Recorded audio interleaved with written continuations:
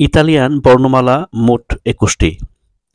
আ, B, চি, আমরা ইংরেজিতে বলি সি, এখানে হলো চি, দি, আমরা ইংরেজিতে বলি ডি, কিন্তু এখানে হলো দি, এ, এফে, জি, আক্কা, এইচকে বলে আক্কা, এইচের কোনো উচ্চারণ হয় না, এটাকে বলে আক্কা।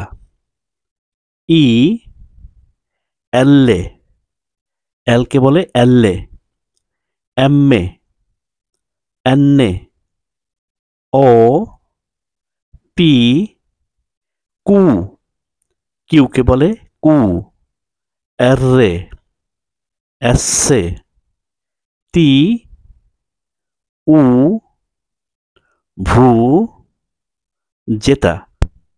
এছাড়া আরও 5টি অক্ষর যেগুলো ইতালিয়ান ভাষায় খুব একটা ব্যবহার করা হয় না।